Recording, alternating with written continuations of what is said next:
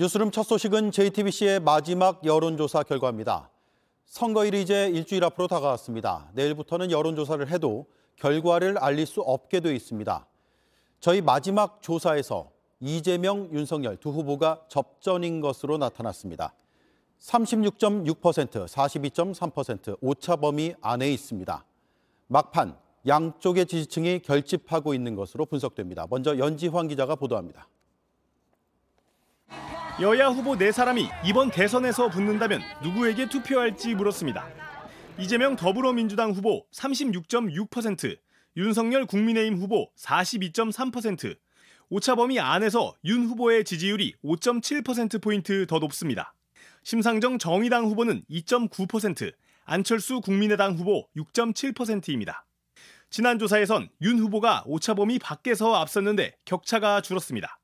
후보들이 최대 격전지로 꼽고 있는 서울에선 윤 후보가 16.5%포인트 오차 범위 밖에서 앞섰습니다.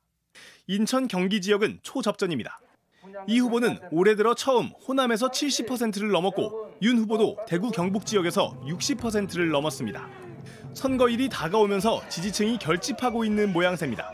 단일화 결렬 이후에 소폭 등락을 거듭하고 있습니다만은 TK 등 지지 기반에서의 상승으로 상쇄되어서 지지세가 유지가 되고 있고요. 부동층의 흡수, 호남 등 지지 기반의 상승으로 인해서 오차범위의 소폭 상승세가 나타난 양상을 보이고 있습니다. 실제로 이 후보 지지자의 90.1%, 윤 후보 지지자의 94%가 지지 후보를 바꾸지 않겠다고 했습니다. 심 후보 지지층은 52.4%, 안 후보 지지층은 64.2%만 지지를 유지하겠다고 했습니다. 정권이 교체돼야 한다는 응답은 54.2%로 정권 유지 여론보다 높았습니다. 이번 조사는 여론조사기관 글로벌 리서치에 의뢰해 지난달 28일부터 지난 1일까지 실시했습니다. 전국 성인 남녀 1,006명을 대상으로 전화로 면접 조사했고 표본 오차는 95% 신뢰 수준의 플러스 마이너스 3.1%포인트입니다. JTBC 연지환입니다. 이재명 후보가 연일 강조하고 있는 연합정부 구성, 그리고 사실상 무산된 윤석열 후보와 안철수 후보의 야권 단일화, 두 이슈에 대해서도 물었습니다. 모두 부정적인 여론이 더 많았습니다. 이어서 고석승 기자입니다. 김동연 전 부총리가 어제 이재명 후보와 통합정부 구성에 합의한 데 이어 오늘은 후보직을 내려놨습니다. 저는 오늘 대통령 후보직을 내려놓습니다. 이재명 후보의 당선을 위해 다시 운동화 끈을 묶겠습니다. 연합정부 구성과 선거제도 개편 등 이 후보가 던진 승부수인 정치개혁 추진에 대한 의견을 물었습니다. 응답자의 57.1%는 진정성이 없는 선거 전략이라고 답했습니다. 통합정치를 위한 방안이라는 응답은 35%였습니다.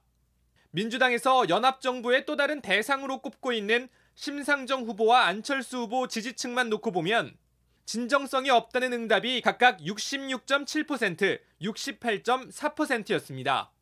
야권의 최대 승부수였던 단일화는 사실상 무산됐습니다. 쉽지 않을 경우에는 결국은 투표로 단일화되는 수밖에 없지 않나 이렇게 봅니다. 남은 기간에라도 단일화를 해야 하는지 물어봤습니다. 반대한다는 의견이 50%로 지난 조사보다 7.3%포인트 늘었습니다. 하지만 정권 교체를 원하는 응답자들은 64.6%가 찬성한다고 했습니다. 단일화가 되지 않은 책임이 누구에게 더 있는지도 물었습니다. 응답자의 48.9%가 윤 후보의 책임이 더 크다고 답했습니다. 단일화 이슈, 연합정부 이슈 모두 임박한 선거에 큰 영향을 미치는 변수가 되기는 어렵습니다. 다만 1, 2%라도 더 득표하기 위한 선거 전략 가운데 하나의 선택지 정도는. 이번 조사는 JTBC가 글로벌 리서치에 의뢰해 지난달 28일부터 지난 1일까지 전화 면접으로 실시했습니다. JTBC 고석승입니다. 네, 여론 읽어주는 기자 안지연의 여기 시작하겠습니다. 안지연 기자 나와 있습니다. 일단 마지막 여론조사 수치는 쭉 봤습니다. 이제 분석을 해야 되는데 오늘은 어디에 초점을 맞췄습니까? 네, 일단 내일부터 실시한 여론조사 결과는 공표할 수 없습니다. 그래서 대선 일주일 전 마지막 여기 순서로요.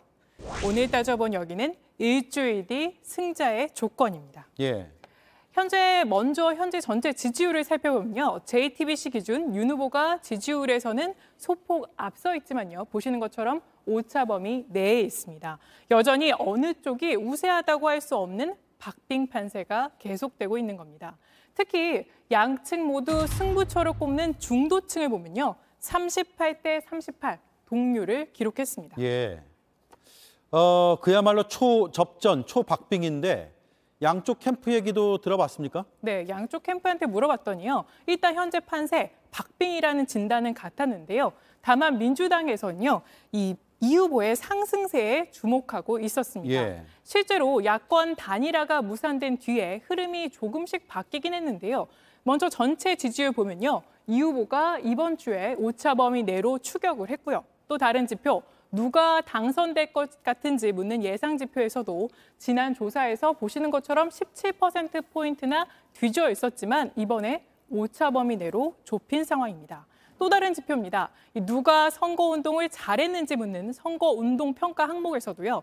이재명이 잘했다. 이런 긍정평가가요. 2월 들어선 처음으로 윤 후보보다 높은 55.3%를 기록했습니다. 네, 결국 이재명 후보는 상승세가 계속 이어질 것이냐, 어디까지 갈 것이냐 이게 관건이 되겠군요. 맞습니다. 이재명 후보가 상승세 흐름을 보이고 있는 건 사실이지만요. 이 후보 입장에선 여론조사 공표 금지 기간 앞두고 역전하는 결과를 내지 못하면 불안한 요소가 있는 게 사실입니다. 한국갤럽 기준으로요. 지난 13대부터 19대 지난 대선까지 선거 전 마지막 공표 여론조사 결과가 뒤집혔던 적은 저희가 살펴보니 없었습니다. 지금처럼 박빙 상황이었던 18대 대선 때를 한번 보더라도요. 여론조사 공표 금지 직전에 박근혜 당시 후보가 문재인 후보를 4%포인트 정도 오차범위 내긴 하지만 우세했는데 결국 대선에서 승부가 뒤바뀌진 않았었습니다. 네, 그러니까 마지막 여론조사 결과가 상당히 의미는 있다 이런 얘기인데 하지만 윤석열 후보가 그러면 우세한 것이냐 이렇게 단정 지을 수는 없는 거 아닌가요? 맞습니다. 꼭 그렇게 단정할 수 없는 이유가 이번 선거가 역대급으로 불릴 만큼 초박빙 선거이기 때문에 역대 대선 결과를 그대로 적용하기는 어려운 부분이 있습니다. 예. 특히 윤 후보로서는 적극 지지층이죠. 20대 남성의 투표율이 관건이란 분석 나옵니다. 현재 20대 남성의 윤 후보 지지율 살펴보면요. 여전히 51.5%로 50%가 넘습니다. 하지만 이들의 투표 의향, 저희 조사에서 보면요. 적극 투표하겠다 이런 응답자가요. 전체에 비해서 저조한 76.9%, 70%대로 상대적으로 낮았습니다. 네, 지지층의 투표율 이게 결정적인 변수가 될 수 있겠군요. 맞습니다. 결국에 승패를 좌우하는 건 자신의 지지층이 투표장으로 갈 수 있게 하는 겁니다. 그거에 따라서 희비가 엇갈릴 수 있기 때문인데요. 20만 명 넘게 속출하는 코로나 확진세도 투표율에 큰 변수가 될 수 있습니다. 이 때문에 이재명, 윤석열 후보는 모레부터 실시되는 사전투표에서부터 지지층의 참여를 최대한 끌어올리겠다는 전략이고요. 그래서 일주일 뒤 승자의 조건, 오늘 여기에 결론은요. 지지층 투표율 승패에 달렸다. 네, 안지연의 여기 마지막까지 수고 많았습니다.